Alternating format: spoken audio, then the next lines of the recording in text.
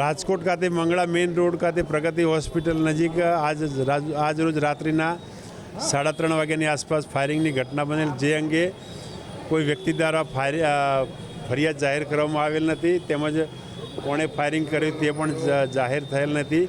આ બાબતે ખાનગી રાહે બાતમી મળેલ, જે અંગે હાલમાં પોલીસની તપાસ ચાલુ છે અને તે અંગે સીસીટીવી ફૂટેજ વગેરે પણ ચેક કરવાના ચાલુ છે।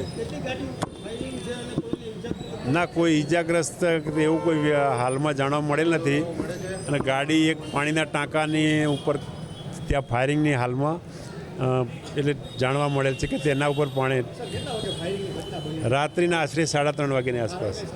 ના, કોઈ કારણસર નહીં, હાલમાં તપાસ તજવીજ ચાલુ જ છે। હજી સીસીટીવી મેં જોયા નથી, હજી હાલમાં પોલીસ જોવાની કાર્યવાહી ચાલુ છે।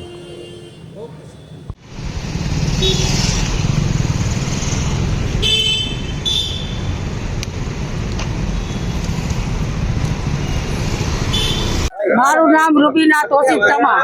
રૂબીનાબેન, રાતે શું ઘટના બની છે? રાતે અમે તળાઈ બેનું અહીંયા બેઠા હતા। મારા પપ્પાનું નામ જાવેદભાઈ, મારું નામ રૂબીનાબેન જાવેદભાઈ જોડેજા, મારા ઘરવાળાનું નામ તોસીફ। અમે રાતે અહીંયા બેઠા હતા તળાઈ બેનું, મારા ભાણેજ ને મારા ભત્રીજા મારા પપ્પાને જોવા આવ્યા હતા। અમે અહીંયા બેઠા હતા, આમથી ગાડી પેલા 2 વ્હીલ નીકળું, એ એમને સીધું ગયું, એની વાય બીજી ગાડી આવીને મારા માથે ફાયરિંગ કરતા ગયા એ લોકો। અમે તો ભાગી ગયા હતા અહીંથી। કેટલા રાઉન્ડ ફાયરિંગ થયા? 8-9 રાઉન્ડ થયા હતા।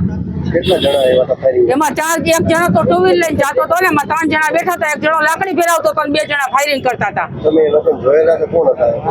એક ભૈલો ગઢવી અને પરિયો ગઢવી।